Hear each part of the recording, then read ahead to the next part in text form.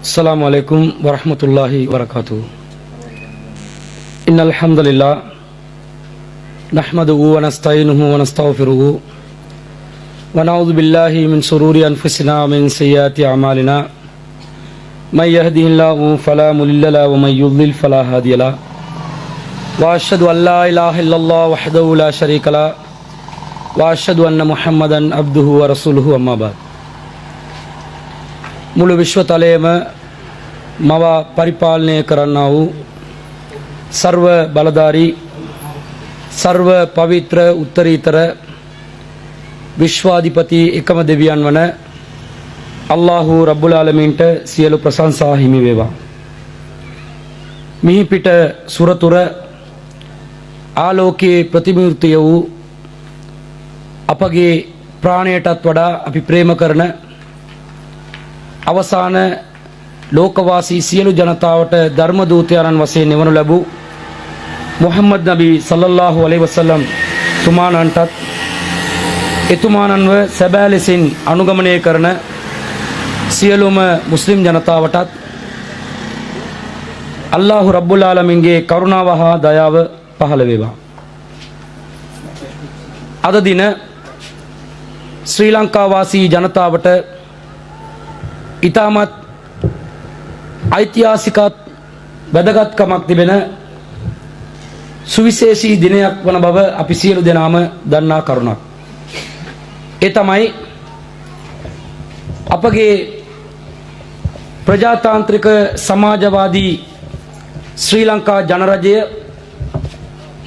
අද වැනි දවසක දැනට වසර 72කට පෙරදී බ්‍රිතාන්‍ය අධිරාජ්‍යවාදී යටත් විජිත පාලනයෙන් නිදහස ලබලා මෙරට ස්වෛරීයභාවයෙන් පිරුණු නිදහස් නිවහල් රාජ්‍යයක් බවට ප්‍රකාශයට පත් කරපු දවස. මුස්ලිම් වරුන් වශයෙන් ශ්‍රී ලංකා මෑණියන්ගේ මෙම නිදහස අපරට ලබාගත්තු මෙම නිදහස් ජයග්‍රහණය සැබෑ දේශප්‍රේමී ජන කොට්ටාසයක් වශයෙන් අපි සියලු දෙනාම එම නිදහසට ගරු කළ යුතුයි. අපගේ මාතෘ භූමියට අපි ප්‍රේම කළ යුතුයි. අපගේ රටේ ස්වෛරීයභාවය, ස්වාධීනත්වය, භෞමික අඛණ්ඩතාවය, ඒ වගේම ජාතික ආරක්ෂාව රැකගෙන මෙරටේ සියලුම ජාතීන් එකට අත්වැල් බැඳගෙන එක්සත්ව හා එක්සිත්ව දිගින් දිගටම අපි කටයුතු කළ යුතුයි. එවැනි ප්‍රෞಢ ඉතිහාසයක් ශ්‍රී ලාංකේය දේශීය මුස්ලිම් වරුන් වන අපට තිබෙනවා. නමුත් මේ මෑතකාලීන සාරාන්ලා වැනි තිරිසන් මිලේච්ඡ පුද්ගලයන්ගේ ක්‍රියාකලාපයන් නිසා සහස්‍රයක් වූ කාල වකවානුවක් ශ්‍රී ලංකාවේ බහුවිධ ජාතීන් සමග එකට දීර්ඝ ගමනක් ගමන් කළ අපගේ සහජීවන ඉතිහාසයට අතිවිශාල කැලලක් ඇති වී තිබෙනවා.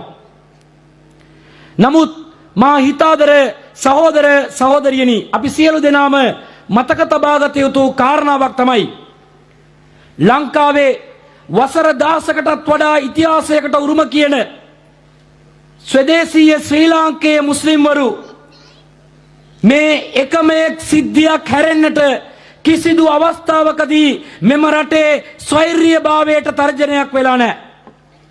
මෙම රටේ ජාතික ආරක්ෂාවට අපි තර්ජනයක් වෙලා නැහැ. මෙම රටේ ස්වාධීනත්වයට අපි බලපෑම් කරලා නැහැ. අපි හැමදාමත් මහජාතීන් සමග අනෙකුත් ජන කොට්ටාස සමග එකමුතුවෙන් අපි ගමන් කර තිබෙනවා. ඒ සඳහා නොයෙකුත් ඉතිහාසගත සාක්ෂි සාධක රැසක්ම තිබෙනවා. නමුත් අද වර්තමානයේ අංවඩු ගසනු ලබන්නේ මුස්ලිම් ජන සමාජය මෙම රටට හිතයිසී නොවන, මෙම රටට ප්‍රේම නොකරන, දේශප්‍රේමී නොවන ජන කොට්ටාසයක් වශයෙන් මුස්ලිම් වරු වන අපිත් මතක තබාගත යුතුයි.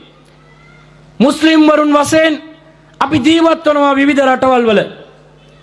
ඒ සියලු රටවල් වල අපට නොලැබෙන්නා වූ ආගමික සමාජීය අයිතිවාසිකම් මෙරට තුල අපට හිසටත් වඩා ඉහළින් පිරිනැමී තිබෙනවා, පිරිනමමින් පවතිනවා. නමුත් ඒ පිළිබඳව ගැඹුරු අධ්‍යයනයක් නොමැති එකම හේතුව නිසා අපගේ කෙටි පටු මානසිකත්වය නිසා මෙරටට අපි ප්‍රේම කළ යුතුද? දේශ ප්‍රේමීන් වශයෙන් කටයුතු කිරීම ඉස්ලාම් දහම අනුමත කරනවාද කියලා යම් යම් සැකසාංකා අපගේ සිත් තුළ අපි ජනිත කරමින් සිටනවා. නෑ සහෝදරියනි, නෑ සහෝදරවරුනි, සැබවින්ම මුස්ලිම් වරුන් වශයෙන් අපි ඉස්ලාම් දහම අපි අගය කරනවා. සියලු ජන කොට්ටාස ඒ ආගම් වලට ආදරය කර යුතුයි. ඒ ස්වභාවයක්. අපිත් අපේ ආගමට ආදරය කරනවා. ඒ වාගේම අපි ප්‍රේම කළ යුතු අංශයක් තමයි, අංගයක් තමයි මේ මාතෘ භූමිය. අපට නිදහස් රටක් නැත්නම්, ස්වෛර්ය භාවයෙන් පිරුණු රටක් නැත්නම්, නිවහල් රාජ්‍යයක් නොමැතිනම් අපට ආගමක් අනුගමනය කරන්නටත් කිසිදු තැනක් නැහැ. මුලින්ම අපි ආගමික අයිතිවාසිකම් ගැන කතා කරන අපි, ආගම පිළිබඳ කතා කරන අපි, අප ජීවත් වන රට තුල ඒ සඳහා සුදුසු වාතාවරණයක් ගොඩනැගීමට නම් අපේ මාතෘ භූමියට, අපි උපන් බිමට අපි ප්‍රේම කළ යුතුයි. ඉස්ලාම් දහමත් කිසිදු අවස්ථාවක දේශ ප්‍රේමයට කිසිදු තානමක් පනවල නැහැ. ඔබ සියලු දෙනාම දන්නවා යූසුෆ් අලයිහිස්සලාම් තුමාණන්ගේ ඉතිහාස කතාව. එතුමාණන් කුඩා අවදියේ තම දෙමාපියන්ගෙන් ඈත් වුණා.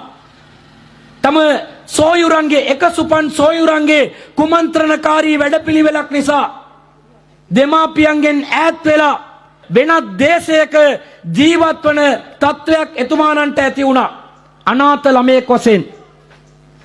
ඉන්පසුව එතුමාණන්ට හැදෙන්නට, වැඩෙන්නට පසුබිමක් සැලසෙනවා. ඒ පසුබිම තුල රජ නිවසක අලංකාර රූසපුවක් තිබෙන තරුණයෙක් වශයෙන් හැදී වැඩුණා. ඉන්පසුව එතුමාණන්ට එම රජ පවුලේ යම් යම් බල අධිකාරියන් පවා පිරිනැමෙනවා. එක් අවස්ථාවකදී එතුමාණන්ගේ රූපාලංකාරයෙන් වශීකృత වුණු කාන්තාවෝ යූසුෆ් අලයිහිස්සලාම් තුමාණන්ට එතුමාණන්ව අනිසි ලෙස අත්කර ගැනීමට දරපු කුමන්ත්‍රණයක් එළිදරව් වීම නිසා ඒ රජ පවුලේ නම්බුනාමය ආරක්ෂා කර ගැනීමට යූසුෆ් අලයිහිස්සලාම් තුමාණන්ව සිරගත කරන්නට ඒ රජ පවුල පෙළඹුණා. එතුමාණන් සිරගෙදරට ගියා. දීර්ඝ කාලයක් සිරගෙදර තමන් නොකරපු වරදකට දඬුවම් විඳින්නට සිද්ධ වුණා. නමුත් එතුමාණන් දෙවියන් විසින් තෝරා පත් කරගනු ලැබූ ධර්ම දූතයෙක් වුණ නිසා එතුමාණන්ට සීනවල පලාපල කියන අතිවිශේෂ දැනුමක් දෙවියන් වහන්සේ විසින් යූසුෆ් අලයිහිස්සලාම් තුමාණන්ට පිරිනමනු ලැබුවා. ඉන් අනතුරුව රජවරයා තමන් දැකපු සීනයකට අර්ථ තෝරා බේරා ගැනීමේ අවශ්‍යතාවයක් මතුවන වෙලාවක ඒ සඳහා අර්ථ විමසා දෙන්නයි තමන්ගේ රාජ මන්ත්‍රණ සභාවේ සිටි මැති ඇමතිවරුන්ගෙන් ඉල්ලා සිටන විට ඔවුන් ඒවාට අපි අර්ථ ලබා දීමට හැකියාවක් නැහැ, අපි නොදන්නා දේවල් කියලා ප්‍රතික්ෂේප කළා. ඒ අවස්ථාවේදී යූසුෆ් අලයිහිස්සලාම් තුමාණන් සීන පලාපල කියන සීනවලට අර්ථ දක්වන කුසලතාවයේ තිබෙනවයි කියලා රජතුමාට හඳුන්වා දෙනු ලැබ නැවතත් රාජ ඒ සභාවට එතුමාණන්ව ගෙනවිත් බාර දෙනු ලබනවා. මේ ඉතිහාසය තුල යූසුෆ් අලයිහිස්සලාම් තුමාණන්ට එම රජය තුල එම රජතුමාගේ ළඟින්ම ඇසුරු කරන තත්වයක් ඇති වෙලා එතුමාණන්ට එම රජතුමාගේ රාජ මන්ත්‍රණ සභාවේ අමාත්‍ය ධූරයක් ලබන තත්වයක් ඇති වුණා. යූසුෆ් අලයිහිස්සලාම් තුමාණන් වක්තෘවරයෙක්, නබිවරයෙක්, ඍජුවම සර්ව බලධාරී දෙවියන්ගේ දහම් පණිවිඩ සමග සම්බන්ධතාවයක් පවත්වාගෙන සිටි කෙනෙක්. නමුත් එතුමාණන් තමන් වක්තෘවරයෙක් වුණ නිසා, ආධ්‍යාත්මිකව පරිපූර්ණ වූ පුද්ගලයෙක් නිසා තමන් නූපන් දේශයක් වුණත් තමන්ට හැදී වැඩෙන්නට සලස්සපු ඒ දේශයේ රජතුමාට අවනතව රජතුමාට හිතයිසීව ඒ රජතුමාගේ අනපනත් ක්‍රියාත්මක කරන වක්තෘවරයෙක් වශයෙන් ලෞකික කාරණාවලදී රජතුමාගේ අනපනත් ක්‍රියාත්මක කරමින් ආධ්‍යාත්මික කාරණාවලදී අල්ලාහ් රබ්බුල් ආලමීන්ගේ අනපනත් ක්‍රියාත්මක කරමින් ඊටමත් පැහැදිලි සාජීවනයක් දේශ ප්‍රේමීත්වයක් අපට ලබා දී තිබෙනවා. 12 වන පරිච්ඡේදයේ මේ පිළිබඳව ඔබ දැක ගන්නට පුළුවන්. ඒ යූසුෆ් අලයිහිස්සලාම් තුමාගේ ඉතිහාසය කියලා අපට බැහැර කරන්නට බෑ. හේතුව නබි නායක සල්ලල්ලාහු අලයිහි වසල්ලම් තුමාණන් එතුමාණන් පවා දේශ ප්‍රේමීත්වය අගය කොට සලකා තිබෙනවා. එතුමාණන් උපන් රට මක්කම කියන රට. මක්කම රටේ ඉපදුනාට එතුමාණන්ට වයස 40 දී වක්තෘභාවය ලැබුණාට දෙවියන් විසින් පණිවිඩ පාල වුණාට ඒ මක්කා වාසීන් ඒ රටේ සිටි අය නබි නායක තුමාණන්ව සම්පූර්ණයෙන්ම පිළිගත්තේ නැහැ. එතුමාණන්ව පිළිගත්තේ 14ක් වූ පිරිසක් පමණයි. වසර 13ක කාලයක් මක්කමා නගරේ අති දැවැන්ත ධාර්මික ප්‍රචාරයක් නබි නායක සල්ලල්ලාහු අලයිහි වසල්ලම් තුමාණන් ගෙන ගියා. නමුත් විරෝධවාදකම් එදිරිවාදකම් වර්ධනය වුණ නිසා මක්කම නගරේ ජීවත් වීමට හැකි පරිසරයක් නබි නායක තුමාණන්ට නොලැබුණා. එතුමාණන්ට සිද්ධ වුණා මක්කම නගරේ අත්හැරලා මදීනාව කියන රටට නිෂ්ක්‍රමණය කරන්නට. මක්කම රටෙන් නිරපාදමන තත්වයක් එතුමාණන්ට ඇති වෙනවා. එතුමාණන් මක්කම නගරයෙන් පිටත් වී යනකොට පවසපු වදන නබි නායක සල්ලල්ලාහු අලයිහි වසල්ලම් තුමාණන්ගේ දේශ ප්‍රේමීත්වය උකහා දක්වනවා. නබි නායක සල්ලල්ලාහු අලයිහි වසල්ලම් තුමාණන් පවසනවා වල්ලාහි අල්ලා මත දෙවුරා පවසමි ඉන්නකි ලඛයිරු අර්ලිල්ලාහ්. මක්කා නගරයේ අමතමින් නබි නායක තුමාණන් පවසනවා නුඹ අල්ලාහගේ පොළොතලයේ ශ්‍රේෂ්ඨතම නුවරයි. වහබ්බු අර්ලිල්ලාහ්. ඒ වගේම අල්ලාහ් වඩාත්ම ප්‍රේම කරන දේශයයි. වල්ලාහි ලෞලා අන්නී උඛරිජ්තු මින්කි මා ඛරජ්තු. නුඹ වෙතින් මා නිරපා දමනු නොලැබුවා නම් මා කවදාවත් මෙම මක්කම නගරයෙන් මා පිටත් වන්නේ නැහැ කියලා නබි නායක සල්ලල්ලාහු අලයිහි වසල්ලම් තුමාණන් පැවසුවා. මුස්ලිම් වරුන්ට දේශයක් රාජ්‍යයක් ගොඩබිමක් ජීවත් වන පරිසරයක් අදාළ නොවේ නම් මුස්ලිම් වරුන්ට තමන් ජීවත් වන පරිසරය පිළිබඳව තැකීම ඉස්ලාම් දහම තුල අවධාරණය නොකරපු දෙයක් නම් නබි නායක සල්ලල්ලාහු අලයිහි වසල්ලම් තුමාණන් ඒ කාන්තාර ප්‍රදේශක් වුණු කඳු වලින් ඇඩ ගැහුණු මක්කම නගරය මක්කම කියන ඒ රටට නුඹව මම ප්‍රේම කරනවායි කියලා කියන්නට කිසිදු අවශ්‍යතාවයක් නැහැ. ඉස්ලාම් දහම තුල පූජනීය ගම්මාන වශයෙන් තුනක් තිබෙනවා. මක්කම, මදීනාව, පාලස්තීනය තුනක් තිබෙනවා. නමුත් ඒ රටවල් තුන ඉස්ලාම් දහම තුල පූජනීයත්වය ලැබුවත් ඉස්ලාම් සෑම විට ඉස්ලාම් දහමේ මූලික ප්‍රතිපත්තිය ඊටත් වඩා ඉහළින් පූජනීය කොට සලකනවා. එවැනි තත්වයක් තුලදී පවා නබි නායක සල්ලල්ලාහු අලයිහි වසල්ලම් තුමාණන් මක්කම කියන ඒ නගරයට ප්‍රේම කළා. නුඹලාගේ වැසියන් මා නිරපා දැමුවේ නැත්නම් මම කවදාවත් මේ මක්කම නගරයෙන් පිටත් වන්නේ නැහැ. මම බැහැරවන්නේ නැහැ කියලා ඊටමත් කනගාටුවටපත් වී නබි නායක සල්ලල්ලාහු අලයිහි වසල්ලම් තුමාණන් පවසා තිබීම දේශ ප්‍රේමයට සාධකයක් නොවේද? එපමණක් නොවේ. නබි නායක සල්ලල්ලාහු අලයිහි වසල්ලම් තුමාණන් මදීනාව කියන ඒ රටට නිෂ්ක්‍රමණය වුණා. ඒ රටේ සිටි ජනතාව නබි නායක තුමාණන්ට පාලන බලාධිකාරිය ලබා දුන්නා. මදීනාවේ රාජ්‍ය නායකත්වය ඔබතුමාණන් විසින් දැරිය යුතුයි කියලා ඒ තනතුර නිරායාසයෙන් ඔවුන්ම ස්වච්ඡාවෙන් නබි නායක සල්ලල්ලාහු අලයිහි වසල්ලම් තුමාණන්ට ලබා දුන්නා. නබි නායක සල්ලල්ලාහු අලයිහි වසල්ලම් තුමාණන් මක්කම නුවරට මක්කම දේශයට තම උපන් බිමට ප්‍රේම කළාසේ තමන්ට නවාතැන් ලබා දුන්, තමන්ට රැකවරණය ලබා දුන්, තමන්ට ආගමික කර්තව්‍ය පැහැදිලිව දිගින් දිගටම පැවැත්වීමට අවශ්‍ය පරිසරය සකස් කර දුන් ඒ මදීනා දේශයට නබිනායක සල්ලල්ලාහු අලයිහි වසල්ලම් තුමාණන් ප්‍රේම කරා. නබිනායක තුමාණන් මදීනාවෙන් පිටතට යම් කිසි ගමනක් ගියා නම් නැවතත් මදීනාව බලා නබිනායක තුමාණන් පැමිණෙන විට නබිනායක තුමාණන් තම වාහනය තමන් ඔටුවෙකු පිට නැග ගියා නම් ඉතා වේගයෙන් ඒ ඔටුව හසුරුවමින් මදීනා නගරය බැලීම සඳහා ආසාවකින් කුතුහලයකින් මදීනාව වෙත නැවත පැමිණෙනවයි කියලා හදීස් වල සඳහන් වී තිබෙනවා. හදීසේ සඳහන් කොට ඒට හේතුව නබිනායක සල්ලල්ලාහු අලයිහි වසල්ලම් තුමාණන් මින් හුබ්බිහා මදීනා නුවරට ප්‍රේම කළ හේතුව නිසා. මදීනා කියන රට නබිනායක සල්ලල්ලාහු අලයිහි වසල්ලම් තුමාණන් ප්‍රිය කළ නිසා ඉතාමත් වේගයෙන් මදීනාවට නැවත පිවිසෙනවයි කියලා හදීස් වල සඳහන් වනවා. මොකද්ද මේවා පවසන්නේ? මුස්ලිම් ජනතාවට දේශයක් අවශ්‍ය නැත්නම්, මුස්ලිම් ජනතාවට දේශ ප්‍රේමීත්වයේ අවශ්‍ය නැත්නම්, මුස්ලිම් ජනතාව තමන් ජීවත් වන තමන් උපන් බිම ප්‍රිය කරන ජනතාවක් වශයෙන් සිටින්නට අවශ්‍යතාවයක් නොමැතිනම්, මුස්ලිම් ජනතාවට රැකවරණය සලසා දී තිබෙන දේශයකට ප්‍රේම කිරීමට අවශ්‍යතාවයක් නොමැතිනම් මෙවැනි නබි වදන් ග්‍රන්ථවල සඳහන් වීමට කිසිදු අවශ්‍යතාවයක් නැහැ.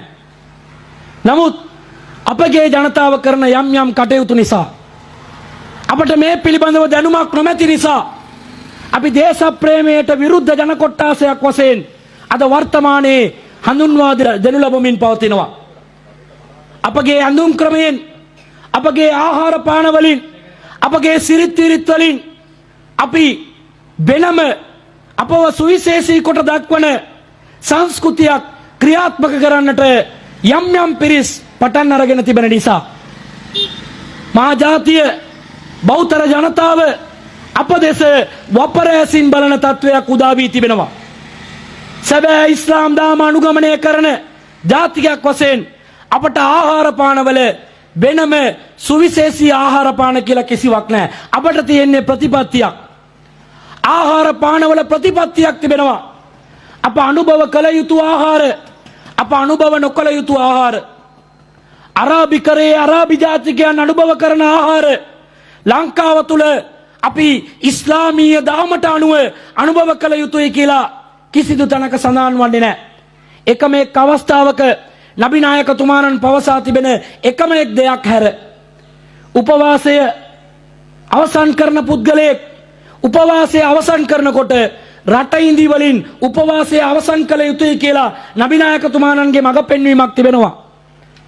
පැය 14ක කාලයක් අපි නිරාහාරව සිටන විට, ජලය ලබා නොගන්නා විට අපගේ සිරුරට දැනෙන්නා වූ විඩාවට ශනික ශක්තිය ලබා ගැනීම සඳහා රට ඉනිවල අධික ශනික ශක්තිය තිබෙන නිසා, කැලරි ප්‍රමාණයක් තිබෙන නිසා ඒ තුලින් ඔබගේ උපවාසය අවසන් කරන්න කියලා විද්‍යාත්මක හේතුව සඳහන් නොකර නබිනායක තුමාණන් ආධ්‍යාත්මකව අපට මඟ පෙන්වා තිබෙනවා මිස වෙනත් කරුණු කාරණාවලදී අපට කැප ආහාර කුමක්ද, අකප ආහාර කුමක්ද කියලා අපට අනුමත තානම් ආහාර වෙන් කර ගැනීමේ හලාල් හරාම් කියා සංකල්පයක් ප්‍රතිපත්තියක් තිබෙනවා මිසක් අරාබි ජාතිකයන්ගේ ආහාර අප අනුභව කළ යුතුයි කියලා ආහාර පානවලදී අරාබි සංස්කෘතියක් ශ්‍රී ලංකාව තුල ගොඩනගන්නට ඉස්ලාම් දාම අපට අවධාරණය කරලා නැහැ. ඇඳුම් ක්‍රම වලින්, විලාසිතා වලින් අපි අපරටට ආවේනික සංස්කෘතියට වෙනස්ව පටහැනිව කටයුතු කරන්නට ඉස්ලාම් දාම මඟ පෙන්වලා නැහැ.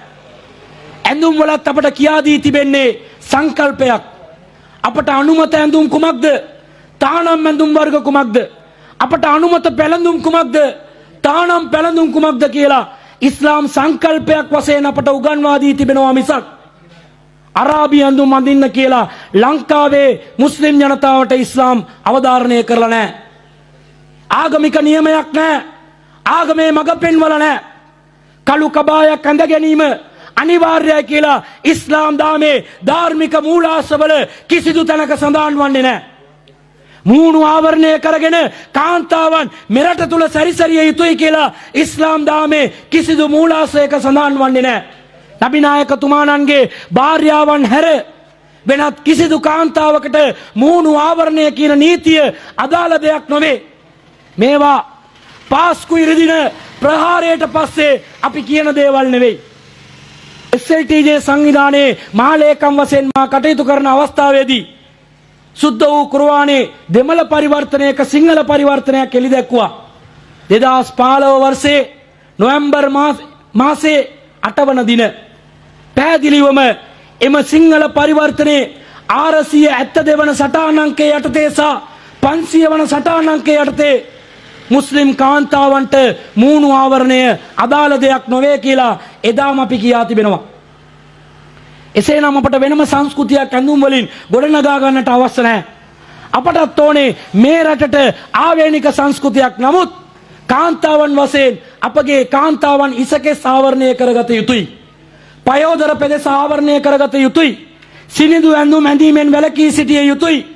මෝස්තර විලාසිතා කියන නාමයෙන් අඩ නිර්වතින් වැළකී සිටිය යුතුයි. කාන්තාවන්ගේ දේහාලංකාරය තමන්ගේ වෛවාහක ස්වාමි පුරුෂයන් හැරෙන්නට වෙනත් කිසිදු කෙනෙකුට ඒවා ප්‍රදර්ශනය නොකළ යුතුයි. කාන්තාවන් රති භාණ්ඩයක් හෝ ගණිකාවන් හෝ නොවේ. කාන්තාවන් උත්තරීතර මිනිසයන්ගෙන් උත්තරීතර මට්ටමක සිටින තත්වයක් කාන්තාවන්ට ඉස්ලාම් ලබා දී තිබෙනවා. මේවා සංකල්ප. අපට වෙනම සංස්කෘතියක් අවශ්‍ය නැහැ. මේ පිළිබඳව නොදැනුවත් මුස්ලිම් ජනතාව නිසා, මේ පිළිබඳව දැනුවත් මුස්ලිම් නොවන ජනතාව නිසා මුස්ලිම් වරුන් දේශප්‍රේමීන් නොවේ කියලා අංවඩු ගසනු ලබනවා. අපි දේශප්‍රේමීන්. අපි මේ රටට ආදරෙයි. මේ මව්බිමට අපි ආදරෙයි. අපි ඉපදුනේ මේ පොළොතලයේම තමයි. මේ ශ්‍රී ලංකා දෙරණේම තමයි. අපට වෙනම ග්‍රහ ලෝකයක් නැහැ. අපට අරාබි රටවල් නැහැ. අපේ අම්මල තාත්තල ආත්තල මුත්තල කිත්ත කිරිකිත්තල නත්තල පනත්තල කවුරුත් අරාබි ජාතිකයන් නොවේ. අපි මේ රටේම ඉපදුණු ස්වදේශික යෝනක ජනතාවගෙන් පැවතෙන කොට්ටාසයක්. බෙලඳාමට කියලා අරාබිවරු මේන් ඇවිල්ලා රජවරුන්ගේ අවසරය ඇතුව සිංහල කුල කාන්තාවන් විවාහ කරගෙන මුස්ලිම් පෙළපත් එක ඇතකින් ඇදිලා ඇති. ඒ අපි ප්‍රතික්ෂේප කරේ නැහැ. නමුත් මහාවංශයේ සඳහන් වන යෝනක ජනතාව කියලා ස්වදේශීය ජන කොට්ටාසයක් මේ රට තුල සිටිනවා. ඒ ජන කොට්ටාසයෙන් පැවතෙන ප්‍රබල ගණයේ ජන කොට්ටාසයක් වශයෙන් පැවතෙන ජන කොට්ටාසයක් සම්පූර්ණයෙන්ම ඉස්ලාම් දාම වැළඳ ගැනීම තුලින් අපි මුස්ලිම් වරුන් වශයෙන් අපි පවතිනවා. ඒ නිසා තමයි අපේ උප්පන්න සාතිකේ ජාතිය මොකද්ද කියලා අහනකොට ලංකා මුස්ලිම් වරු කියලා අපි ලියන්නේ නැතුව ලංකා යෝනක කියලා අපි ලියන්නේ. අපේ ජාතිය ස්වදේශීය ජාතියක්. අපිත් මේ රටේ නිපදුණු අය. එහෙමනම් අපි දේශප්‍රේමීව නැතුව ඉඳින්න පුළුවන්ද? මේ රටට ආදරය නොකර ඉන්නට පුළුවන්ද? හැබැයි දේශප්‍රේමය මොකද්ද කියන එකත් අපි නිර්වචනය කරගන්නට ඕන.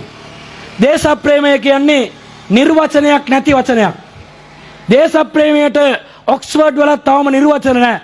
එක එක තමන්ට හිතන පතන දේවල් සියල්ලක්ම දේශප්‍රේමයට සම්බන්ධ කරනවා. එම නිසා අපේ රටේ සිටින ජනතාවගෙන් බෞතරයක් දේශප්‍රේමීත්වය කියලා හිතන්නේ ශ්‍රී ලංකා ක්‍රිකට් කණ්ඩායම 6 පාරක් සනත් ජයසූරිය ගාන කොට අත්පුඩි ගාන එක කියලා.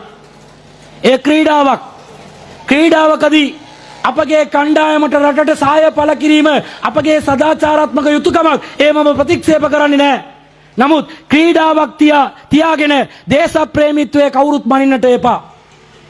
දේශප්‍රේමීත්වය කියන්නේ අප යම් යම් සාම්ප්‍රදායික චාරිත්‍ර වාරිත්‍ර වලට අනුගතව කටයුතු කරන එක කියලා කවුරුත් හිතන්නට එපා.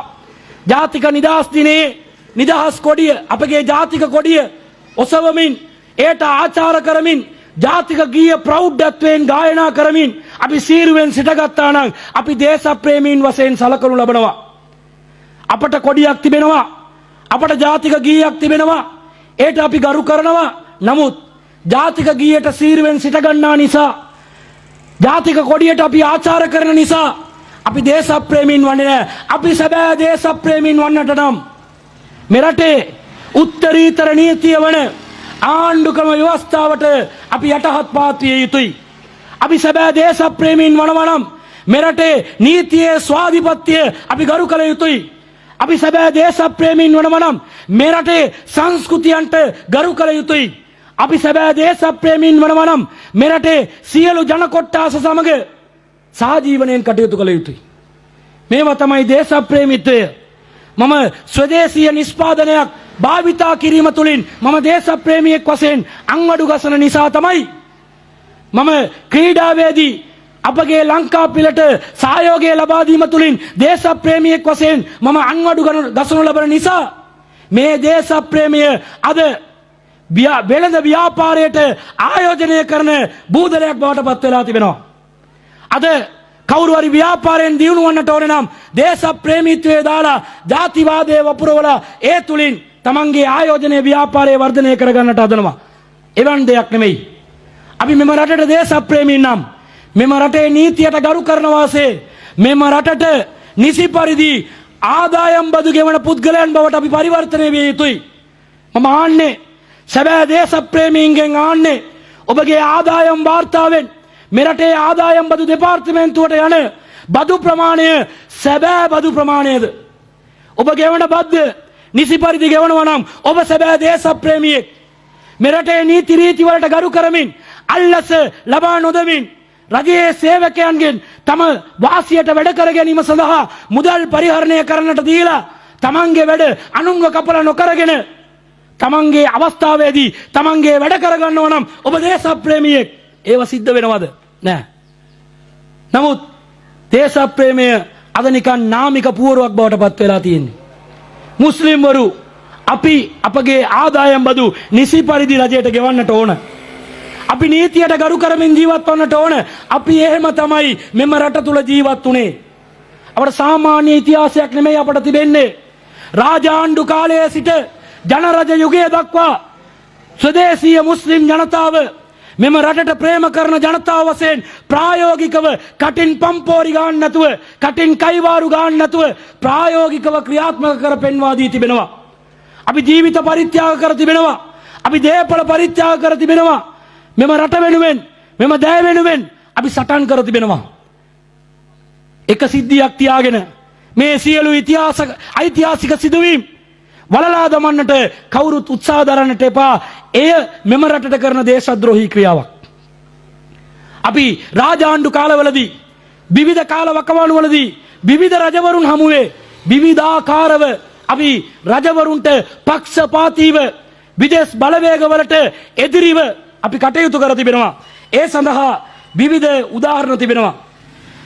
මහාචාර්ය ලෝනා දේවරාජා මහත්මිය කොළඹ විශ්වවිද්‍යාල කතිකාචාර්යවරයෙක් වශයෙන් කටයුතු කළා. එතුමිය ලියපු වසර 900 සිට 1915ක් දක්වා වූ ශ්‍රී ලංකා මුස්ලිම්වරුන්ගේ ශාස්ත්‍රයක ජනවාරික ඉතිහාසය නැමැති පර්යේෂණාත්මක ග්‍රන්ථයේ විවිධ සටහන් තිබෙනවා. මුස්ලිම්වරු ලිව්වනම් අපේ වාසියට ලියාගත්තු පොතක් කියලා කවුරු හරි කියන්නට පුළුවන්. මේ වලිවේ මුස්ලිම් නෙමෙයි. මුස්ලිම් නොවන දමිළ කාන්තාවක් මහාචාර්යවරියක් ඉතිහාසඥයෙක් ලියපු පොතක සඳහන් වන යම් යම් කාරණා මම ඔබට සනිටුවාන් කරන්නට ප්‍රිය කරනවා. මා හිතවත් සහෝදරවරුනි සහෝදරිනි, විවිධ සටන් මෙම රට තුල සිද්ධ වෙලා තිබෙනවා. අඩසත වසක් වර්ෂ 150කටත් වඩා අධික කාලයක් වර්ෂ 500ක යටත් විජිත යුගයක් ඉංග්‍රීසි ජාතිකයන්ගෙන් පමණක් වසර 150ක කාලයක් අපි විදේශ ජාතිකයන්ගේ යටත් විජිත පාලනයකට නතු වී සිටියා. පෘතුගීසීන්, ලන්දේසීන්, ඉංග්‍රීසීන් විවිධ ජාතිකයන් ඇවිල්ලා මේ ඉන්දියන් සාගරයේ මුතු ඇටය ආක්‍රමණය කරලා අපගේ ස්වභාවික සම්පත් සූරා කමින් අපගේ දේශීය සම්පත් විකුණන් කමින් යම් යම් පුද්ගලයන් මගේ වැඩ ක්‍රියා කරවා ගන්නට ඔවුන්ව චරපුරුෂ සේවනයේ යොදවමින් මෙරටේ දේශීය සම්පත් සූරා කරනු ලැබුවා. එවැනි විවිධ අවස්ථාවලදී බටහිර එවැගේම ලන්දේසී පෘතුගීසි ජාතීන්ගෙන් මෙම රට නිවහල් කර ගැනීම සඳහා නිදහස් කර ගැනීම සඳහා විවිධ අරගල පවත්වා තිබෙනවා. ඒ අරගලවල බලන සටන, අන්තරේ සටන වැනි විවිධ සටන් ඉතිහාසයේ විදේශ ජාතිකයන්ව මේ රට තුලින් නිර්පා දමන්නට පිටුවහල් කරන්නට විශේෂ සාධක වශයෙන් ජීවමාන සාධක වශයෙන් ඒවා ඉතිහාසයේ සනිටුවන් වෙලා තිබෙනවා. එම දන්තුරේ සටන වර්ෂ 1594 දී පෘතුගීසීන්ට විරුද්ධව සටන් සමුදායක් ඇති වුණා. ඒ සටන් සමුදායේදී උඩරට රාජධානිය ආක්‍රමණය කරගන්නට පෘතුගීසීන් පැමිණෙන අවස්ථාවේදී සිංහල ජනතාවගේ කන්ද උඩරට රාජධානිය විදේශ බලවේග වලින් ආරක්ෂා කරන්නට සිංහල මහා වීරවරු ඒ කාලේ සටන් කරා. පෘතුගීසීන්ව නිරපා දැම්මා. පෘතුගීසීන්ට නොදන්නා ස්වදේශීය සටන් ක්‍රම තුලින් මඩ වගුරු අදලා බොරු වලවල් කපලා පෘතුගීසීන්ව සටන් කරන්නට නොහැකි දුර්වල මට්ටමකට පත් කරලා ඔවුන්ගේ සේනාංක බලයෙන් අතොලස්සක් කර සෙසු සියලු දෙනාවම අමුවේ ඝාතනය කරවන තරමකට ඒ සතුරු සේනාවන් පළවා දැම්මා සිංහල සේනාවන්. ඒ සිංහල සේනාවල සිංහල ජාතිය පමණක් නෙමෙයි හිටියේ. සිංහල මහා වීරවරු සමග එකට එක් අත්වැල් බැඳගෙන පෘතුගීසීන්ව නිරපා දමන්නට විවිධ පාර්ශවයන් මෙරට තුල කටයුතු කර තිබෙනවා. 1594 දී සිද්ධ වුණු ඒ දන්තුරේ සටනේදී කටයුතු කරපු සිංහල වීරවරුන් සමග එකිනෙකට අත්වැල් බැඳගෙන පෘතුගීසීන්ව පළවා හරපු එක් මහා වීර දීර සෙන්පතියෙක් තමයි. ඒ සෙන්පතියාගේ ඉතිහාසය මෙරටේ පොත්වල සිංහල පොත්වල දකින්නට ඉතාමත් අමාරුයි. ඉතාමත් විරල දෙයක් බවට පත් වෙලා තිබෙනවා. ඒ සිංහේ මුස්ලිම් නායකයා තමයි රාජකරුණා වේගමී ගොපල්ල දූවගොඩ මුදියන්සේලාගේ ෂේක් සල්දින් බින් අද්දාස් දුසෛලි උඩයාර් කියන ඒ මුස්ලිම් වීරදීර සෙන්පතියා. ඒ මුස්ලිම් වීරදීර සෙන්පතියව පෘතුගීසීන් කොමාරි සිර කරගන්නවා. සිර කරගන්න අවස්ථාවේදී සිංහල වීරවරු මුස්ලිම් වීරවරයාව නිදහස් කරන්න කියලා ඔවුන්ගේ නොයෙකුත් ඉල්ලීම් කරා. හේතුව එතරම් දුරට පෘතුගීසී සේනාවන් පළවා හරා ඇරදැමීම සඳහා සිංහල නායකවරු සමග එකට කටයුතු කරපු නායකයෙක්. ඒ සල්දින් බින් අද්දාස් කියන ඒ සිංහල පරපුරෙන් පැමිණි මුස්ලිම් සෙන්පතියාව නිදහස් කරන්න කියලා ඉල්ලීම් කරා. පෘතුගීසීන් නිදහස් කරේ නෑ. ඒට හේතුව උනේ ඔවුන්ට බෙගෝඩා 5000ක් ඒ කාලේ පෘතුගීසීන් භාවිතා කරපු ඔවුන්ගේ මුදල් 5000ක් ලබා දෙනවයි කියලා ඔවුන් සමග ගිවිසුමක් ඇති කරගත්තත් පෘතුගීසීන් මේ සල්දින් බින් අද්දාස්ව නිදහස් කරේ නෑ. හේතුව එතරම් දුරට පෘතුගීසීන් මේ සෙන්පතියාගෙන් පාර කාලා තිබෙනවා. දන්තුරේ සටන පිළිබඳව ඉතිහාස පොත්වල තිබෙනවා. නමුත් සල්දින් බින් අද්දාස් දුසෛලි උඩයාර්ගේ ඒ ඉතිහාස කතාව සටහන් පොත්වල නෑ. ඒවා දකින්නට නෑ. මුස්ලිම්වරු රාජනායකවරුන්ට ඉතාමත් සග්‍රාහීව කටයුතු කර තිබෙනවාට මේ ඉතාමත් හොඳ උදාහරණයක් වශයෙන් ගෙන හැර දැක්විය හැකි. එපමණක් නොවේ. ඒ කාලේ පෘතුගීසීන්ව පළවා හැර දැමීම සඳහා විවිධ රණසූරවරු මුස්ලිම් ජනතාව තුළ සිටියා. යාපනයට පා තැබුවා අබ්දුර් රහ්මාන් සිද්දිලබ්බේ මුදියන්සේ පෘතුගීසීන්ව පළවා හැර දැමීම සඳහා මායාදුන්න රජුන් සමග කතා බහ කරලා ගිවිසුමක් ඇති කරගෙන යාපනයේ පෘතුගීසීන් පළවා හැර දැමීම සඳහා අබ්දුර් රහ්මාන් සිද්දිලබ්බේ මුදියන්සේ යාපනයට ගියා. යාපනයට ගිහිල්ලා පෘතුගීසීන්ව පළවා හැරියා. ඒට ගෞරව දැක්වීම සඳහා අබ්දුර් රහ්මාන් මුදියන්සේගේ සිද්දිලබ්බේ මුදියන්සේගේ මෑණියන් ජීවත් වුණු ප්‍රදේශය වන මල්වානේ ප්‍රදේශය මුස්ලිම් ජනතාවගේ ප්‍රදේශය වශයෙන් ප්‍රකාශයට පත් කරනු ලැබුවා. එසේ ප්‍රකාශ කළේ මුස්ලිම් ඒ වීරවරයාගේ රණසූරයාගේ ඒ පරිත්‍යාගයට තිරින ලබා දීම සඳහා. ඒ නිසා තමයි මල්වානේ මුස්ලිම්වරු අද එහි ජීවත් වෙමින් සිටින්නේ. මෙපමණක් නොවේ. විවිධ අවස්ථාවලදී මුස්ලිම් ජනතාව මේ රට වෙනුවෙන් රජවරු සමග එකට අත්වැල් බැඳගෙන කටයුතු කර තිබෙනවා. කලින් සඳහන් කළා ඔටු බලකාය ගැන. ඔටු පැන්නිය මුස්ලිම් ජනතාව. එතකොට මේ පෘතුගීසීන්ගේ මේ විවිධ රණ අරගලවලදී මුස්ලිම් ජනතාව සිටියා වගේ ඔට්ටු බලකාය කියලා කලින් සඳහන් කරා. ඔට්ටු පැන්නිය මුස්ලිම් ජනතාව තුළ සිංහල යුද හමුදාවේ කොටසක් වශයෙන් විශේෂ බලකායක් වශයෙන් සිටි කොටසක් තමයි ඔට්ටු බලකාය. නමුත් ඔට්ටු බලකාය ගැන අපි දන්නේ නැහැ. මුස්ලිම් ජනතාව දන්නේ නැහැ. සිංහල ජනතාව දන්නේත් නැහැ. ඔටුව කියන්නේ මැද පෙරදිග රටට ආවේනික සත්වයෙක්, කාන්තාරවල ජීවත් වන සත්වයෙක්. අප රටේ කාලගුණයේ දේශගුණයට අනුව ඔටුවන් ජීවත් වන්නට සුදුසු පරිසරයක් නැහැ. නමුත් විශේෂිත යෝනක ජනතාවගේ ඒ රණ කලාව, රණ සූරත්වය සිංහල දේශය ආරක්ෂා කර ගැනීම සඳහා යොදවා ගැනීමට ඔවුන්ට ආවේනික වූ කුසලතාවන් තුලින් මෙරට ආරක්ෂා කර ගැනීමට, මෙරටේ ජාතික ආරක්ෂාව සනිටුවාන් කර ගැනීමට ඔට්ටු බලකායක් ජනිත කරවනු ලබනවා. මන්නාරමේ මෝබ් ගස කියලා කියනවා, බෝබ් ගස කියලා. මන්නාරමේ සිලාවතොරේ හා මන්නාරමේ ප්‍රධාන ඒ නගරේ මෝබ් ගස් දෙකක් තිබෙනවා. ඒ වගේම යාපනයේ බෝබ් ගසක් තිබෙනවා. මෙලෙස මන්නාරමේ අධික වියලි කාලගුණයක් සහිත ඒ ප්‍රදේශයේ බෝබ් ගස් සිටවලා ඔටුවන්ට ආහාර පිණිස එම ගස් සිටවලා ඔට්ටු බලකායක් ඇති කෙරෙව්වා. ශ්‍රී වික්‍රම රාජසිංහ රජවරයාගේ ඒ සිංහල යුද හමුදාවේ කොටස්කරුවන් වශයෙන් ඔට්ටු බලකායේ සිටි නිසා ශ්‍රී වික්‍රම රාජසිංහ රජවරයා තමන්ව ලූ බැඳගෙන ආපු ඒ විදේශ ජාතිකයන්ගෙන් තමන්ව ආරක්ෂා කර ගැනීමට අඟුරංකෙත දේවාලයක රැකවරණය ලැබනවා. ඒ දේවාලයේ රැකවරණය ලබා ගන්න අවස්ථාවේදී ඔට්ටු බලකාය තමන්ට සහයෝගය ලබා දීම ඓතිහාසිකව සනිටුවාන් කිරීම සඳහා අංජනම් රෙද්දක් පිරිනමනු ලබනවා.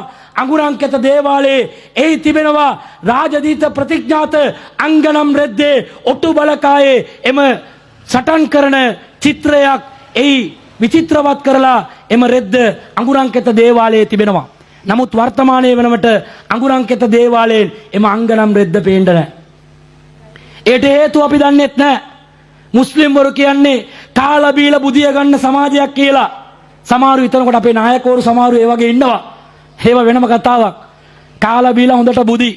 සමහර දේවල් ක්‍රියාකලාපයන්, සමහර තීන්දුව తీරන සමාජයට ගැලපෙන, රටට ගැලපෙන, මෙම රටේ ජාතික ආරක්ෂාවට ගැලපෙන තීන්දුව తీරන නොගන්නා වර්තමානයේ බලලෝභය හා බල කෑදරකමින් සිටින දේශපාලන නායකත්වයන් සිටිනවා. එම දේශපාලන නායකයන් දිහා බලලා නැත්නම් වර්තමානයේ මුස්ලිම් ජනතාවගේ අපේ ඉතිහාසයම නොදන්නා අපේ මුස්ලිම් ජනතාව බලලා මුස්ලිම් වරුන්ව හැල්ලුවට ලක් කරන එක පිළිගන්නට බෑ. අපි ඈත අතීතයේ ඉඳලා මේ රට වෙනුවෙන් පෙනී සිට තිබෙනවා. මේ රට වෙනුවෙන් පෙනී සිටීමට වඩා දේශප්‍රේමීත්වයක් කොයිද තිබෙන්නේ? ඒ ගැන අපි කල්පනා කර බැලිය යුතුයි. එපමණක් නොවේ.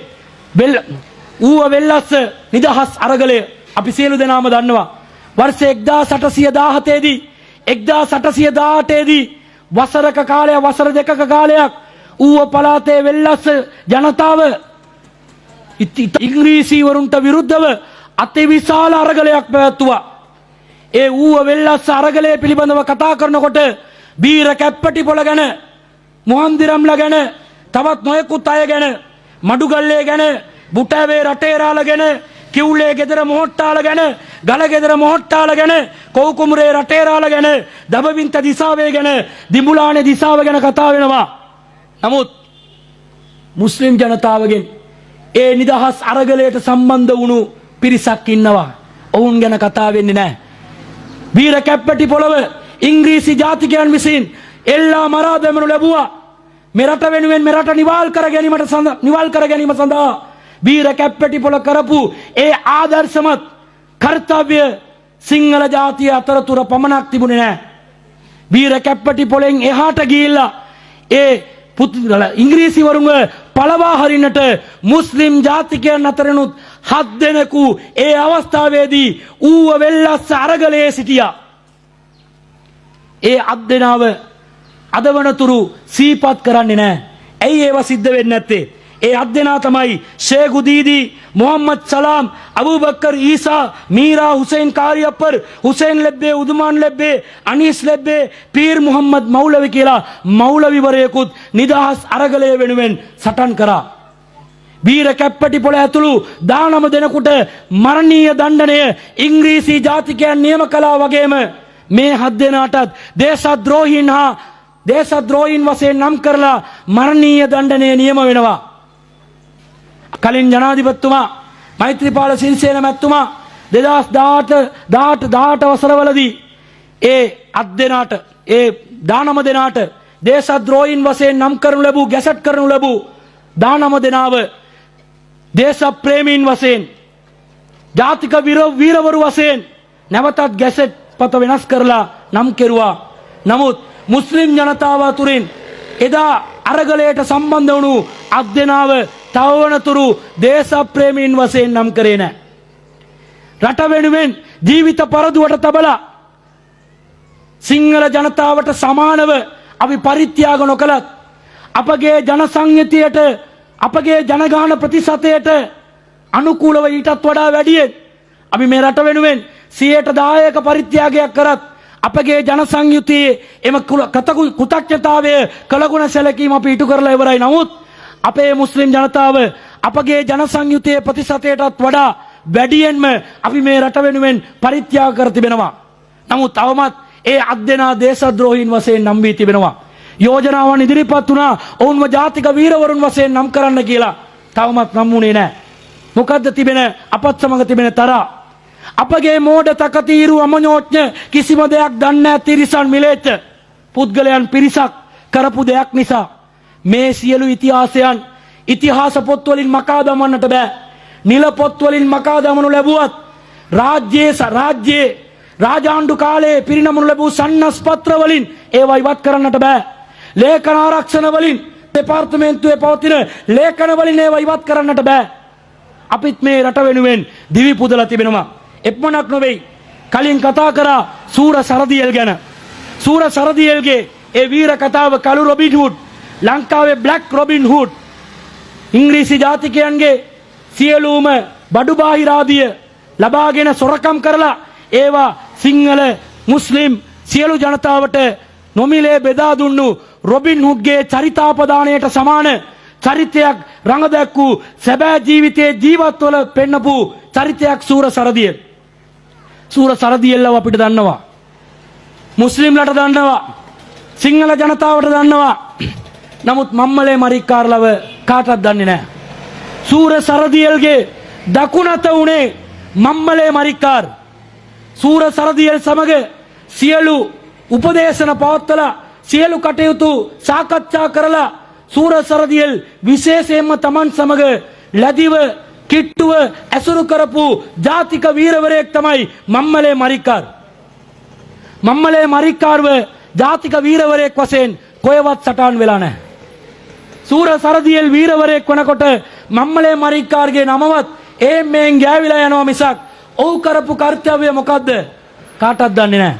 සූර සරදියෙල් සිංහල පුද්ගලයෙක්ව විශ්වාස කරනවට වඩා ඒ අවස්ථාවේදී මේ රට වෙනුවෙන් සිංහල ජාතිය වෙනුවෙන් ශ්‍රී ලංකා වාසීන් වෙනුවෙන් අරගල පවත්වපු ඒ රණබිමේ විශ්වාසය තබා සිටියේ මම්මලේ මරික්කාර්ට. අවසානයේදී ඉංග්‍රීසි ජාතිකයන් පිටින් පිට විවිධ අවස්ථාවලදී මේ දෙදෙනාගේ ඔලු ගෙඩි දෙකකට විවිධ මුදල් ඔවුන් මිල කරලා ඔවුන්ව අල්ලා දෙන්නා පුද්ගලයන්ට ඔවුන්ට තිලින පිරිනමනවයි කියලා ප්‍රකාශයටපත් කරා. විවිධ අවස්ථාවලදී ඔවුන් බේරුණා.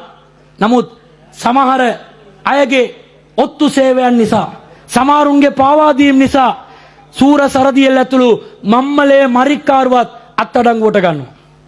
බෝගම්බර බන්ධනාගාරේ ඒ දෙදෙනාට මරණීය දණ්ඩනය නියම වුණා.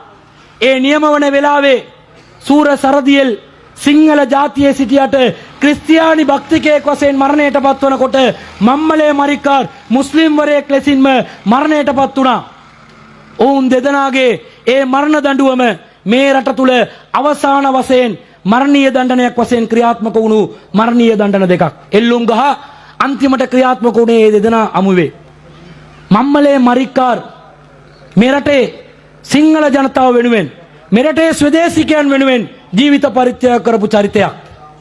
ඇයි ඒ චරිත පිළිබඳව කතා බහට ලක් වෙන්නේ නැත්තේ? එක සාරාන් කෙනෙක් උදා වුණාම, එක සාරාන් කෙනෙක් ආවම ඇයි මේ මුස්ලිම් ජනතාවගේ සමස්ත පරිත්‍යාගයම වළඳමනු ලබන්නේ?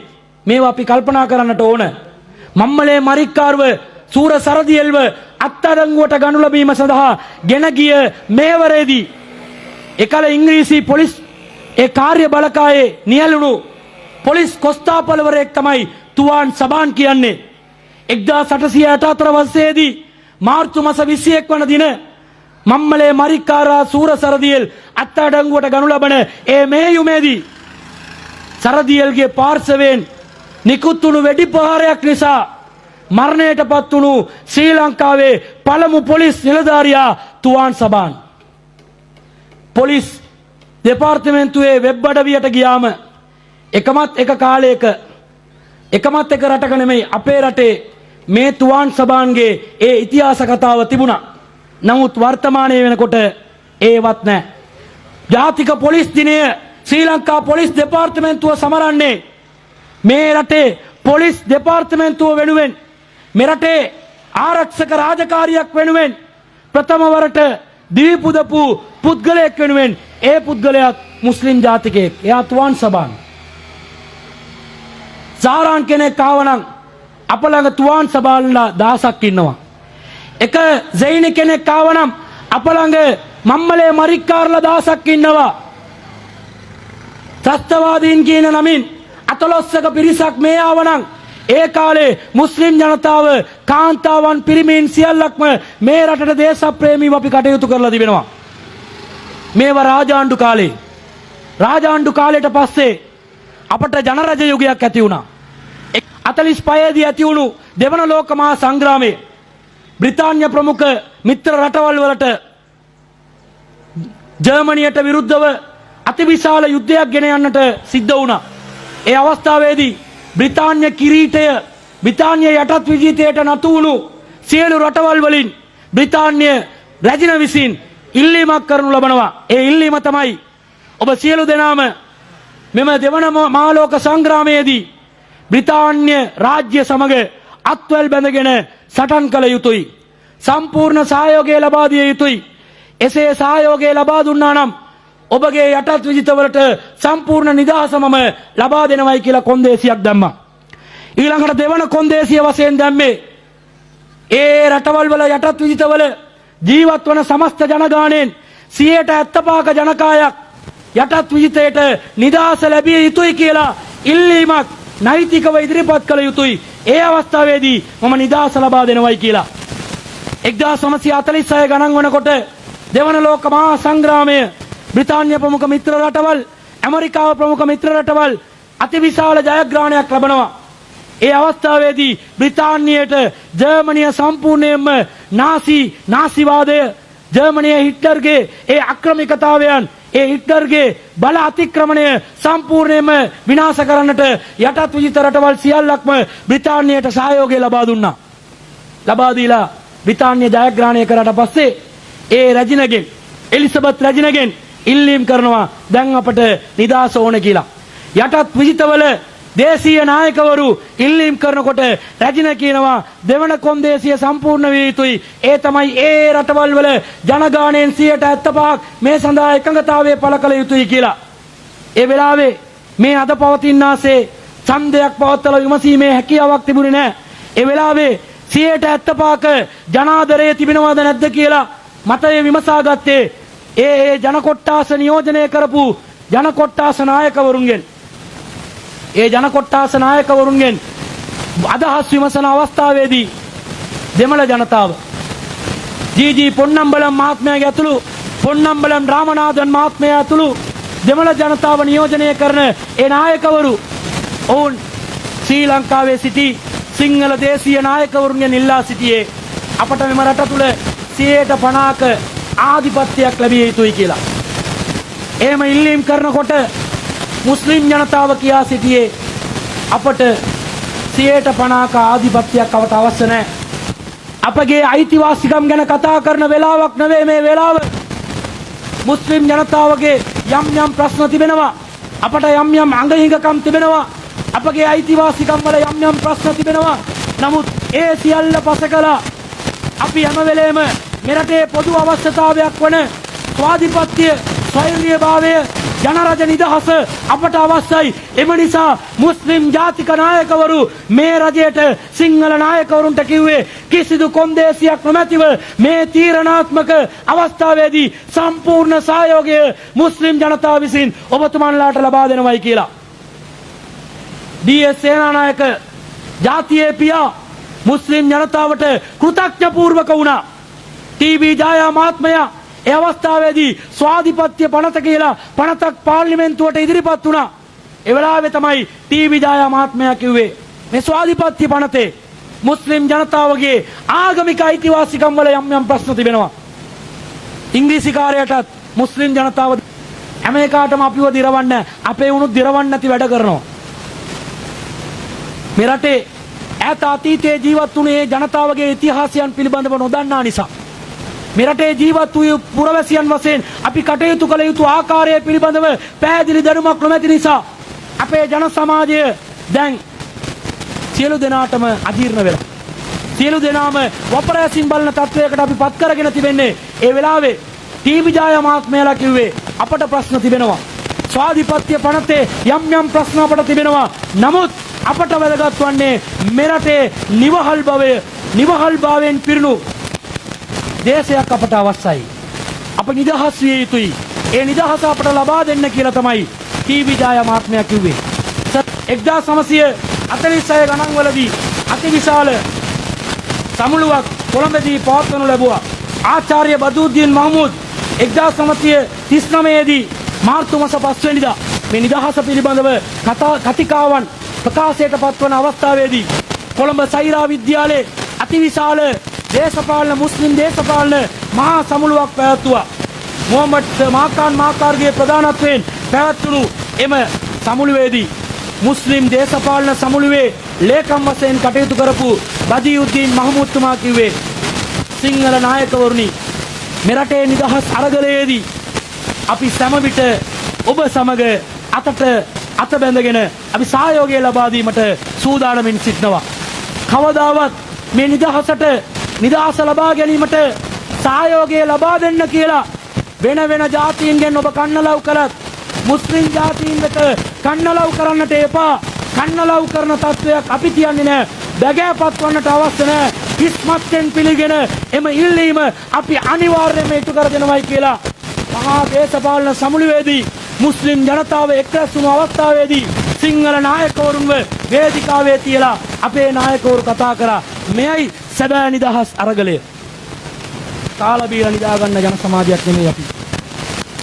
වෙනද ව්‍යාපාර කරලා මෙරට ආක්‍රමණය කරලා මෙරටේ ධන දේපල සූරා කාලා මෙරටේ ස්වභාවික සම්පත් සියල්ලක්ම අරාබිකරයට විකුණලා මෙරට උකසට තබන්නට ආපු ජන කොට්ටාසයක් නොවේයි අපි. මෙරට වෙනුවෙන් අපි මෙහෙමයි අපේ අයිතිවාසිකම් පවා පරදුවට තබලා තිබෙන්නේ. ඒ වගේම අවසාන අවස්ථාවේදී ස්වාධිපත්‍ය පනතට මත විමසීමක් කරනවා. ජී.ජී. පොන්නම්බල මැතුළු දෙමළ නායකවරුන්ගේ ටී.බී. ජායා මහත්මයා ඉල්ලා සිටියා මේ සඳහා සහයෝගය ලබා දෙන්න කියලා. අපේ ප්‍රශ්න අපි වෙනම කතා කරගමු. නිදහස් නිවහල් රාජ්‍යයක මුස්ලිම් දෙමළ සිංහල ප්‍රශ්න ගැන අපි කතා කරගමු. මෙතනදී අපට අවශ්‍ය වන්නේ අපේ රටේ ස්වෛරීභාවය. ඒ සඳහා සහයෝගය ලබා දෙන්න දෙමළ නායකවරු සහයෝගය ලබා දෙයි කියලා මා බලාපොරොත්තු වෙනවයි කියලා පාර්ලිමේන්තුවේ දා කතා කරා. පාර්ලිමේන්තු නියෝජනයේ තිබුණු මුස්ලිම් නායකවරු වුන් සරාසික් පරිත් කතා කරා. වෛද්‍ය ඒසියස් කලීල් මහත්මයා කතා කරා. ඡන්ද විමසීමේදී ටී.බී. ජායා මහත්මයාට නොවැළැක්විය හැකි හේතුවක් නිසා ඡන්ද විමසීමට සහභාගී වන්නට අවස්ථාව ලැබුණේ නැහැ. නමුත් එම අවස්ථාවේදී වෛද්‍ය කලීල් හා සරාසික් පරිත් මහත්මයාණන් පක්ෂව ඡන්දය ලබා දීලා ඒ පනත සම්මත කරගත්තා. සෝල්බෙරි කොමිසම තමයි ඒ පනත නියෝජනය කරේ. ඒ පනත ඉදිරිපත් කරේ නිර්දේශ කරේ. සෝල්බෙරි කොමිසමෙන් ආපු ඒ පනතේ අපට යම් ප්‍රශ්න තිබුණත් අපි මේ රට වෙනුවෙන් ඒට පක්ෂ වෙනවයි කියලා අපේ නායකවරු එදා පරිත්‍යාගශීලීව කටයුතු කළා. මේවා අපි ඈත අතීතයේ ඉඳලා අපි කටයුතු කළපු ආකාරය. SWRD බණ්ඩාරනායක මහත්මයා කියනවා මුස්ලිම් ජනතාව මේ කරපු නිදහස් අරගලයේ මේ කරපු පරිත්‍යාගයන් කිසිදු අවස්ථාවකදී අපි අමතක කරන්නේ නැහැ. විශේෂයෙන්ම ඩී.එස්. සේනානායක පළමුවන අග්‍රාමාත්‍ය මේ ජාතියේ පියා මුස්ලිම් ජනතාව ආමන්ත්‍රණය කරමින් කිව්වා මේ ටී.බී. ජායාලා වගේ නායකවරු මේ රටට අවශ්‍යයි. ටී.බී. ජායාවරුන්ගේ පරිත්‍යාගයන් අප අමතක කරන්නේ නැහැ. මේ නිදහසෙන් පස්සේ ඔබ ඉල්ලන්නා වූ ඕනෑම කොන්දේසියක් අප පිරිනමන්නට ලබා දෙන්නට සූදානම් කියලා ඩී.එස්. සේනානායක ජාතියේ පියා එදා ප්‍රතිඥා දුන්නා. මේමයි අපි සාස්ත්‍රයක කාලයක් ආවේ. ආව ගමන හරි. අපි ගමන් ගත්තු විලාසය හරි. ආගම කියන්නේ වෙන දෙයක්. රටක් කියන්නේ ජාතියක් කියන්නේ වෙන දෙයක්. ආගමට අනුව මම ජීවත් විය යුතුයි. ඒ මගේ ආගමික අයිතියක්. මුස්ලිම් වරයෙක් වශයෙන් මම මගේ ආගමට අනුකූලව ජීවත් විය යුතුයි. සුද්ධ වූ කුර්ආනයට අනුව මම ජීවත් විය යුතුයි. නබි නායකතුමාණන්ගේ මඟ පෙන්වීම වලට අනුව මම ජීවත් විය යුතුයි. මම කුර්ආනයට අනුව හා නබි නායකතුමාණන්ගේ මඟ පෙන්වීමට අනුව ජීවත් වෙනවා නම් ඒ මූලධර්මවාදයක් කියලා කවුරු හරි කියනවා නම් ඒක වැරදි. සිංහල බෞද්ධ ජනතාව බුද්ධ භාෂිතයට අනුව බුදුරජාණන් වහන්සේගේ අනුශාසනා උපදේශන සියලු ඕදන් වලට අනුව ත්‍රිපිටකයට අනුව 550 ජාතකයට අනුව ජීවත් විය යුතුයි. දෙමළ ජාතිකයන් භගවත් ගීතාවට අනුව ජීවත් විය යුතුයි. ඔවුන්ගේ රික් වේදයට අනුව ජීවත් විය යුතුයි. යතුර් වේදයට අනුව ජීවත් විය යුතුයි. ඔවුන්ට කියලා ආගමික ධර්ම ග්‍රන්ථ මූලාශ්‍ර ලියවිලි තිබෙනවා. ඒ මූලාශ්‍ර ලියවිලි වලට අනුව ජීවත් වීම අන්තවාදයක් හෝ මූලධර්මවාදයක් වශයෙන් කවුරුත් හිතන්නට එපා. ඒවා ඒ අයගේ ඒ ජන කොට්ටාසවල ආගමික අයිතිවාසිකම්. අපරටේ ජනාධිපතිතුමා ඇතුළු සියලුම රාජ්‍ය නායකවරු පාලනයට පත්වන සියලුම අය කියන්නේ ඒ අයගේ අයිතිවාසිකම් ආරක්ෂා කරනවා කියලා. එවැනි අයිතිවාසිකම් ආරක්ෂා කරන උත්තරීතර ආණ්ඩුක ව්‍යවස්ථාවක් අප සතුව තිබෙනවා. මේ ලෝකේ කිසිදු රටක නැති නිදහසක්, ආගමික නිදහසක්, සමාජීය නිදහසක්, භාෂණීය නිදහසක් තිබෙන ආණ්ඩුක ව්‍යවස්ථාවක් අපට තිබෙනවා. ඒ අයිතිවාසිකම් ආණ්ඩුක ව්‍යවස්ථාවට අනුව අපි අනුගමනය කරන එක අන්තවාදයක් වශයෙන් කවුරුත් හිතන්නට එපා. සාරාන්ලා බෝම්බ දැම්මට තව්හිද් කියන වචනය කවදාවත් ත්‍රස්තවාදී වන්නේ නැහැ. සාරාන්ලා බෝම්බ දැම්මට සාරාන් කියන නමින් ජීවත් වන වෙනත් මුස්ලිම් වරයෙක් ත්‍රස්තවාදියෙක් වන්නට බෑ. ජාතික තව්හිද් ජමාත් කියලා නම තියලා සාරාන්ලා බෝම්බ දැම්මට සිලෝන් තව්හිද් ජමාත් සංවිධානය ත්‍රස්තවාදී සංවිධානයක් වශයෙන් බලන්නට එපා. තව්හිද් කියන්නේ ඒක දේව ප්‍රතිපත්තිය. අපි එකම දෙවියන් නැමදීම එකම දෙවියන් නමදිනවයි කියලා මුස්ලිම් නොවන ජනතාවගේ ඒ ප්‍රතිමා වන්දනාවන් එසේ නැත්නම් ඔවුන් නමදින වැඳපුඳ නමස්කාර කරන පූජනීය කරන වස්තු දේපල කිසිවකට ආනි කරන්න කියලා ඉස්ලාම් දාම කොහෙවත් සඳහන් කරලා නැහැ. එසේ ආනි කිරීම පාපයක්, දෝෂාරෝපණය කිරීම පාපයක් කියලා ඉස්ලාම් දාම පවසා තිබෙනවා. ඉස්ලාම් පවසන්නේ ප්‍රායෝගික නැනවත් බුද්ධිගෝචර සහජීවනයක්. නමුත් අද මිනිස්සු සාජීවනය කියලා හිතන්නේ උඹේ ආගම උඹ අනුගමනය කරන්න එපා, මට ඕන විදියට උඹ හිටපන් කියලා. මේ තමයි ජාතිවාදය. මෙවැනි සාරාන්ල කරපු දේවල් නිසා මුස්ලිම් ජනතාව ගැන වැරදි අවබෝධයක් ගන්නට එපා. සාරාන්ල කරපු දේ ඉස්ලාම් ආගමට අනුව 100ට කෝටි ප්‍රකෝටි වාරයක් වැරදි ක්‍රියාවක්. ඉස්ලාම් දාම කිසිසේත්ම අනුමත කරන්නේ නැහැ. මල මිනිසුන්ව අමුවේ ඝාතනය කරන්න කියලා ඉස්ලාම් දාම කොහෙවත් කියලා නැහැ. එකම එක් නබි වදනක් මා පවසන්නම්. ඔබගේ බුද්ධිය ගෝචර නම්, මධ්‍යස්ථ නම්, නැනවත් නම් ඒ පිළිබඳව ඔබට ඊටා පැහැදිලි මතයකට එන්නට පුළුවන්. නබි නායකතුමාණන් පවසනවා. එක් අවස්ථාවකදී නබි නායක සල්ලල්ලාහු අලයිහි වසල්ලම් තුමාණන් දේශනා කරනකොට පවසනවා අල් මුමිනු මන් අමින උන්නාස්. සැබෑ දේව විශ්වාසිකයා වන්නේ කවරෙකු විසින් ජනතාව ආරක්ෂාව ලබන්නේද ඔහු තමයි සැබෑ ලෙස දෙවියන් අදහන, දෙවියන් විශ්වාස කරන මූමින් වරයෙක්, මුස්ලිම් වරයෙක් කියලා නබි නායක සල්ලල්ලාහු අලයිහි වසල්ලම් තුමාණන් පවසනවා. ඔබට දෙවියන් ගැන විශ්වාසයක් තිබෙනවා නම්, අල්ලාහව දෙවියන් ලෙස විශ්වාස කර තිබෙනවා නම්, මොහම්මද් තුමාණන්ව දේව වක්තෘවරයෙක් වශයෙන් පිළිගෙන තිබෙනවා නම්, මුස්ලිම් ජනතාවගේ අතින් කිසිදු මිනිසෙකුගේ ජීවිතවලට හෝ දේපලවලට හෝ කිසිදු තර්ජනයක් සිදු නොවිය යුතුයි. අල් මුස්ලිමු මන් සලිමල් මුස්ලිමූන මින් ලිසානිහි වයදිහි. සැබෑ මුස්ලිම් වරයෙක් වන්නේ තම සහෝදර මුස්ලිම් වරයෙකුගේ ධන දේපල ආරක්ෂා කරන්න. එන කොටාගෙන ගාගෙන මරාගනින්න කියලා ඉස්ලාම් කොහෙවත් කියලා නැහැ. නබි නායක සල්ලල්ලාහු අලයිහි වසල්ලම් තුමාණන් තවත් අවස්ථාවකදී පවසනවා, ඊටා පැහැදිලිවම පවසනවා, ඔබ යුද පිටියට යන අවස්ථාවේදී මරාගෙන මරණ ත්‍රස්ත ප්‍රහාර එල්ල කරන එක ඉස්ලාම් දහම කිසිසේත්ම අනුමත කරන්නේ නැහැ කියන එක මෙම නබි වදන තුලින් ඔබ බුද්ධි ගෝචර නම්, ඔබ නැනවත් නම්, ඔබ මධ්‍යස්ථ නම් තීරණය කරගන්න. ඊටමත් පැහැදිලිව නබි නායකතුමාණන් පවසනවා, ඔබ යුද පිටියකට ගියත් ඉස්ලාමීය රාජ්‍ය පාලනයක් සහිත, ඉස්ලාමීය නිල හමුදාවක් සහිත, ඉස්ලාමීය රාජ්‍යයකට විරුද්ධව සතුරු ආක්‍රමණ එන අවස්ථාවලදී යුද පිටියකට ඔබ පිවිසෙන අවස්ථාවේදී සතුරන් ඔබව ආක්‍රමණය කරන්නට ආවනම්, සතුරන් ඔබට පාර දෙන්නට ආවනම්, එම අවස්ථාවේදී පවා නහර රසූලුල්ලාහි සල්ලල්ලාහු අලයිහි වසල්ලම් අන් කතලින් නිසා වස්බියාන් නබි නායකතුමාණන් යුද පිටියේ පවා, රණ බිමේ පවා කාන්තාවන් හා කුඩා දරුවන් ඝාතනය කිරීම තහනම් කර තිබෙනවා.